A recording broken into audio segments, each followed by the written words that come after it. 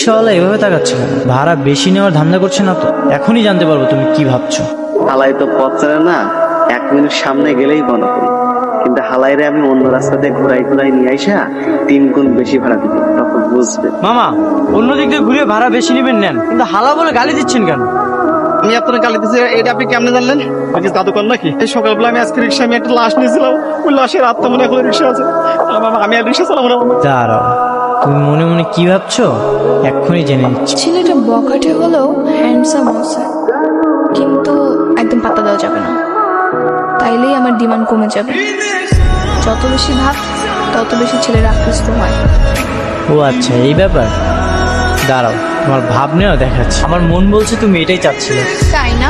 নুন টেবিলে কি বসে? তোমার চোখের ভাষা বলছে তুমি অনেক শান্ত। ভাবনা নিয়ে বললেই পারো আমাকে পছন্দ করো, আমার সাথে প্রেম করতে চাও। যদি প্রপোজ করো, এক বাক্যেই রাজি হয়ে যাব। লেট না করে প্রপোজটা করেই দাও চাঁদ। I love you. দেখাতেই প্রপোজ, খুব সাহস তাই না? তো সময় নেই, কি লাভ? দ্রুত সম্ভব মনের কথা বলা যায়, ততই লম্বা সময় পাবো তোমাকে ভালোবাসা দেবো। কথা তো ভালোই জানো, তা বাড়ি গাড়ি আছে কিনা কে জানে। চেহারা যা সুন্দর তোমার, না জানি কত মেয়েরা তোমার উপর ক্রাশ খায়। আমিও ছেঁকা খেয়ে বেকা হয়ে আছি, একটা রিস্ক তো নেওয়াই যায়।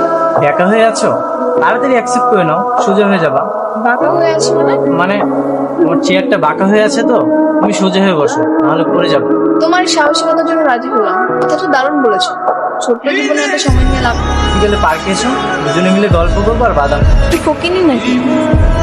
পার্কে বসে শুধু বাদাম খাওয়াতে চাই? রেস্টুরেন্টে বসে এসি বাতাসে চাউমিন পিঠা না খাওয়াতে পারলে একদম ব্রেকআপ করে দিই। রেস্টুরেন্টে রেস্টুরেন্টে যাও কি দরকার? পার্কে বসে ন্যাচারাল বাতাস খেতে পারবে। মামা, খুব ভালো আপেল, আমার নিজের বাগানের আপেল। বেটা, জিনিস চেনো না আবার পণ্ডিতি করো। ফরমালিন আর রঙে মেশানো মাল। খাবি আর ডাক্তারের কাছে যাবি, খাবি আর ডাক্তারের কাছে যাবি। ফরমালিন যুক্ত রঙে চোবানো জিনিস না বিক্রি করে আগে রিক্সা চালাইতেন, সেটাই তো ভালো ছিল।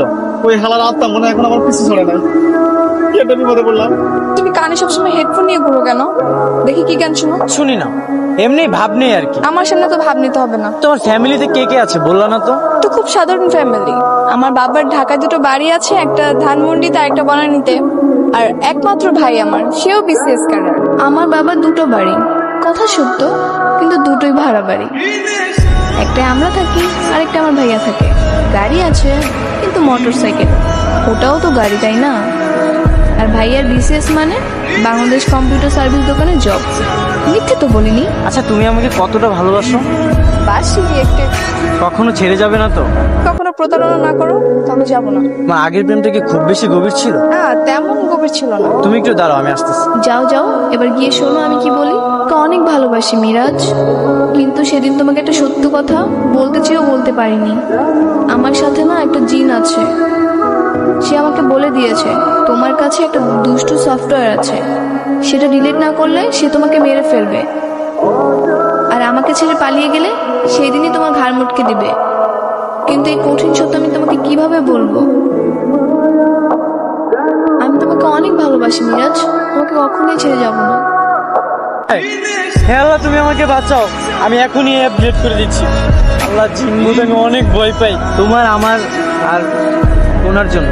ঠিক সাথে যে জিন আছে আমি স্বপ্নে দেখেছি, আমার জিনের জন্য আইসক্রিম এনেছি। আমি খেলেই তার খাওয়া হয়। দাও, 2টো আমাকে দাও।